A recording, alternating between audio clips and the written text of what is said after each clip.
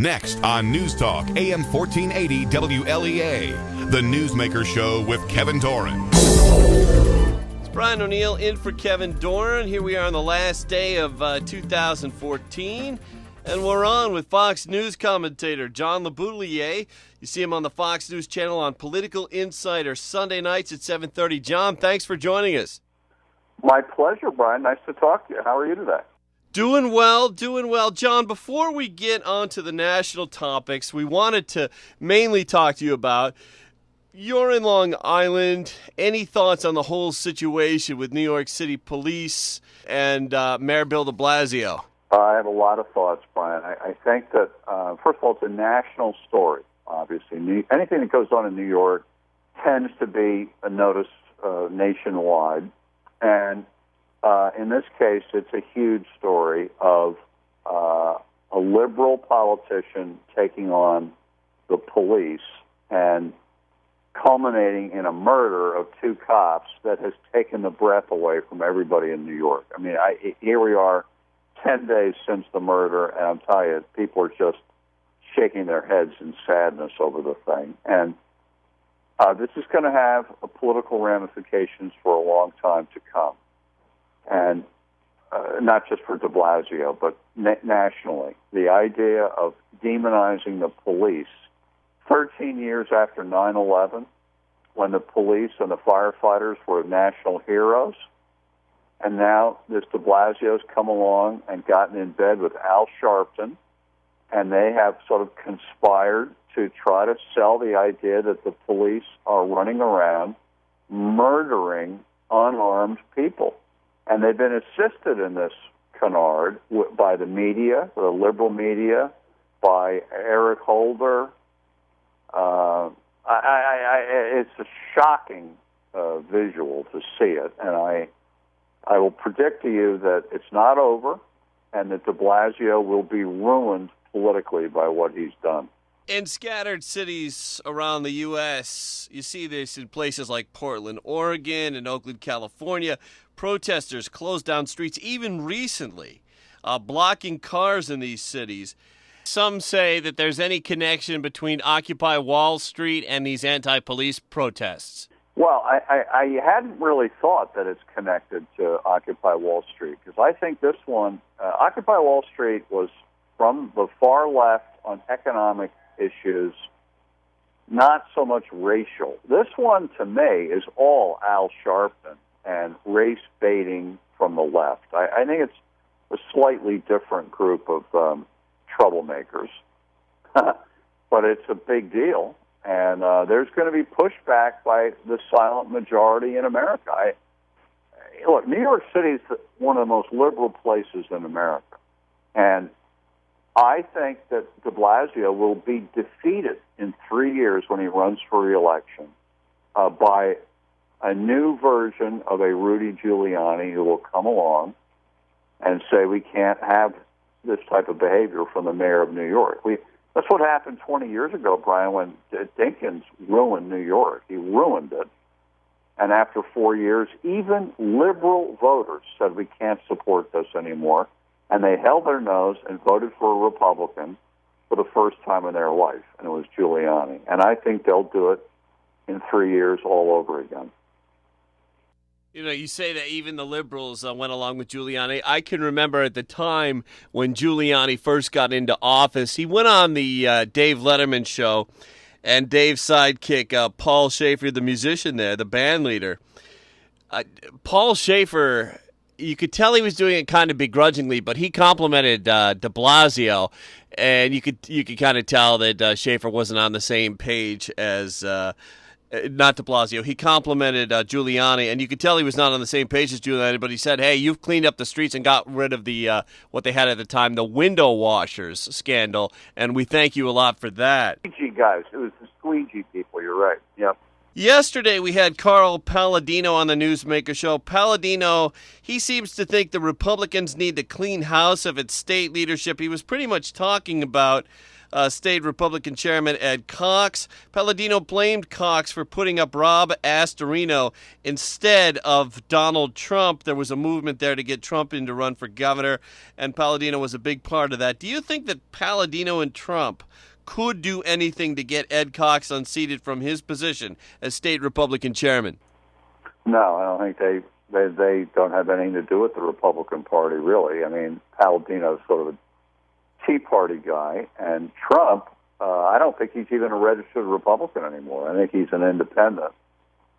And the state chairman is the most useless job in the world. It has nothing to do with anything. The Republican Party itself in New York State is almost dead. We have no statewide officials. We're lucky that we kept control of the state Senate, but we're in the tank in the state Senate for Cuomo mostly. The Republican Party is at its lowest point in New York State in my lifetime. And that's not because of Eddie Cox, because it was headed that way anyway. He hasn't made it any better, but I'm not sure he could. Astorino was a weak candidate. I agree with Palladino on that. But who else was there that was going to run? Donald Trump's never going to run for office.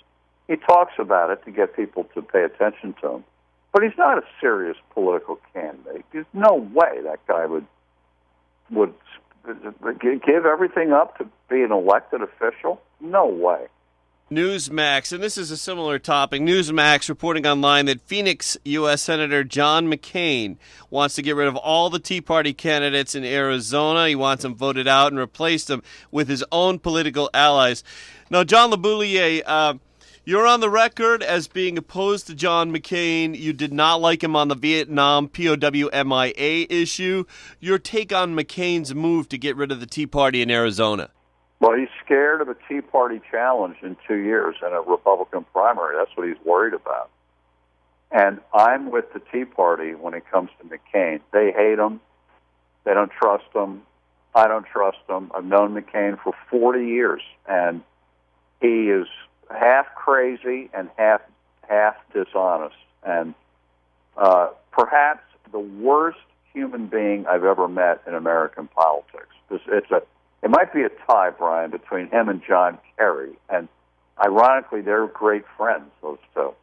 Interesting. You're very involved, John leboutillier, in the POW MIA issue, and you run an organization on that. I'm wondering, anything that you can tell us about your organization, anything new there? Well, what we are devoted to is trying to bring home alive the several hundred American prisoners of war that are still being held against their will in Southeast Asia, left over from the Vietnam War. And I've just come back a week ago from a month in Southeast Asia working on this thing, and the men are still being held, they're still there, and the big problem is the U.S. government. And it's not Obama, I don't think he would even know about it. It's the intelligence community, CIA, DIA, all that. They have been covering this thing up since the end of the war. And they're disgraceful, and it is a disgrace.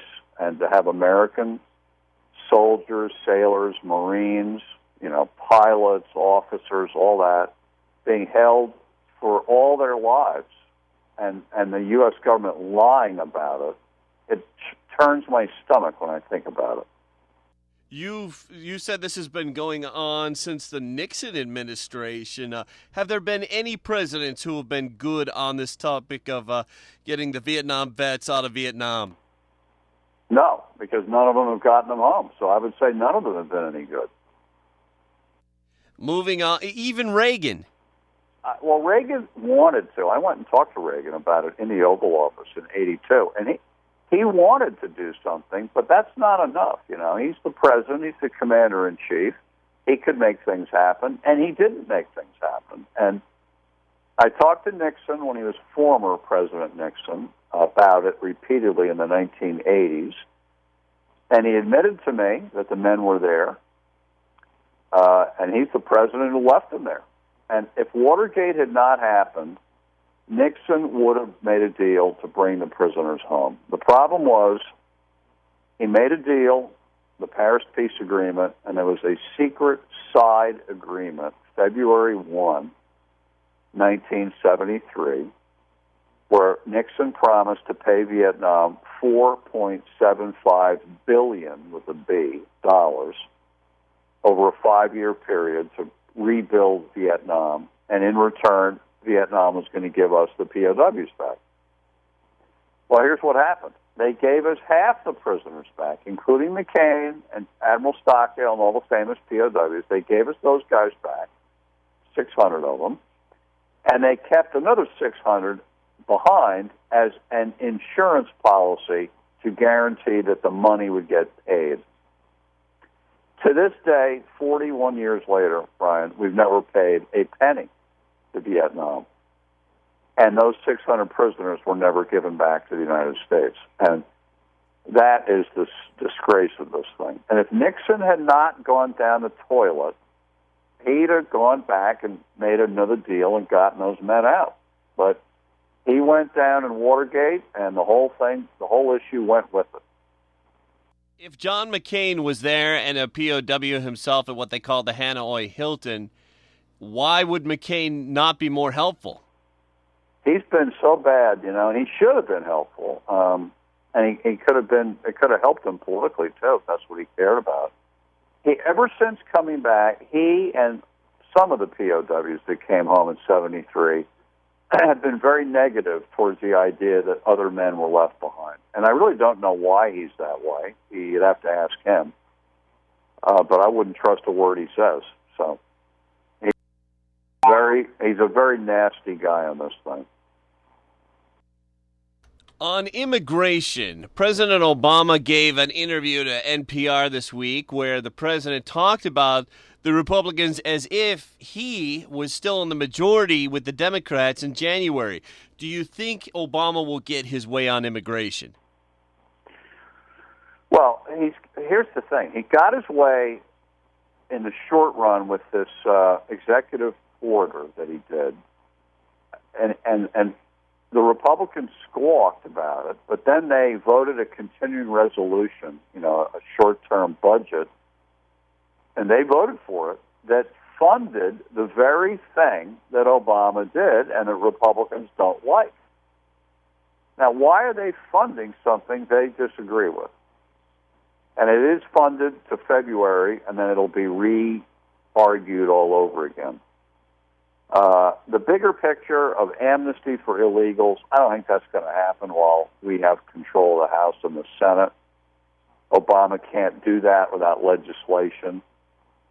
But I don't hear, and this is what's distressing, where is the Republican plan on immigration, health care, economic growth? Where is it? We're waiting. I mean, we've been waiting since the election to hear what they're going to do. And so far, not a peep out of them. In the NPR interview that Obama gave, he says he's expecting to use his veto power in 2015. Do you see that happening a lot? And how do you think the Republicans will react if Obama does a lot of vetoes? Well, okay, I can tell you the first thing that's coming up, the Republicans have said, first thing they're going to vote on in the House and Senate next week or soon after taking over is the Keystone Pipeline. And as of today, I think if that thing passed the House and Senate and went by itself to the president, he would veto it. But if we're really serious, if we Republicans, about getting that thing built, the Keystone Pipeline, why don't we pass it in the House and Senate and then attach it to something that Obama wants? Maybe the next continuing resolution to fund the government. And so that if he wants to veto Keystone, he's going to be the one shutting the government down. Do something like that, or make a deal with him. We will do something on Obamacare that you want, Mr. President, if you'll give us Keystone. Do a trade. That's the way Washington and politics is supposed to work. And I for the life of me, I don't understand why we're not doing that. Another thing that came out of the Obama interview on National Public Radio on Monday, Obama said Iran might join Cuba to enjoy normalized diplomatic relations with the U.S. under his administration. Did you have any thoughts on that issue? I think he's just dangling this out there to Iran, to try to goose them into making a deal on the nuclear weapon issue, and dangling the idea that they, not only would the sanctions get lifted, Brian, on Iran, but that they would be welcomed back into the community of nations and not be a leper the way they are, at least in the West. So he's dangling this carrot to try to induce them to come along. The problem is we really ought to make them earn their way back into the community of nations. They've got to stop sponsoring terrorism. They've got to stop being anti-Israel.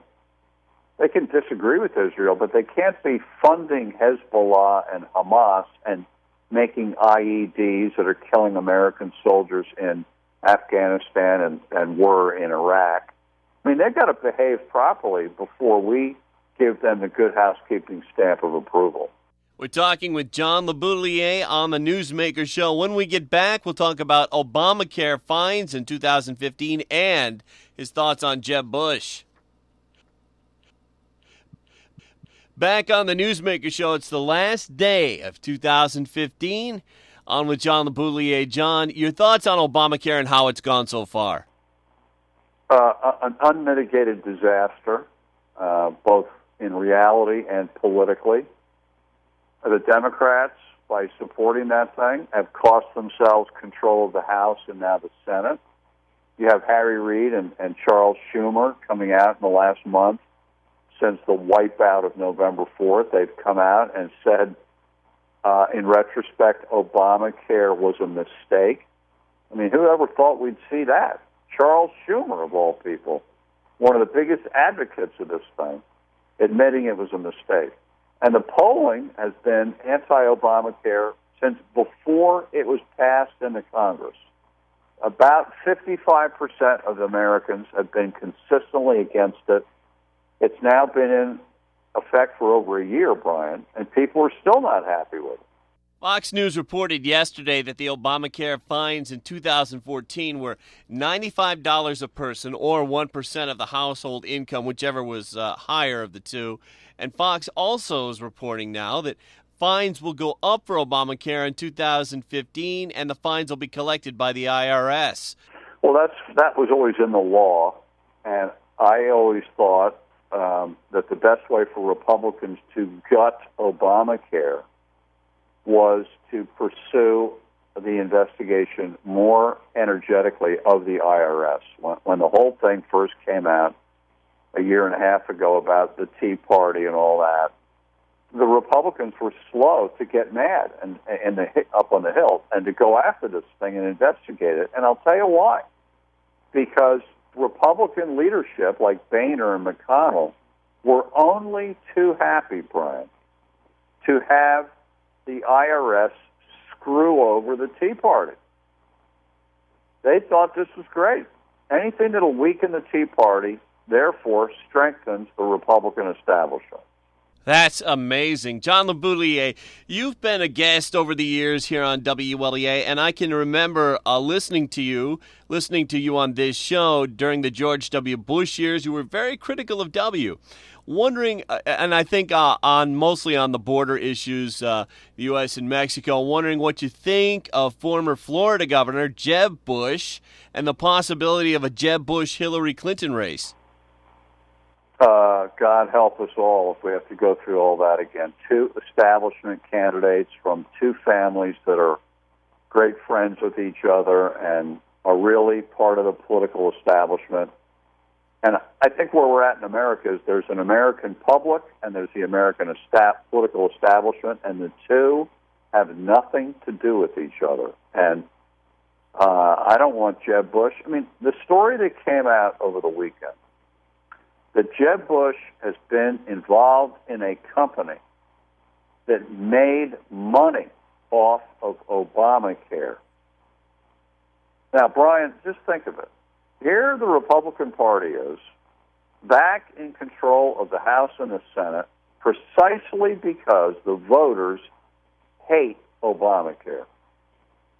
And yet we're going to have a candidate who made money off Obamacare. That's going to be our nominee in 2016. It's inconceivable to me. Yeah, a bit of a conflict there. Final question for you, John.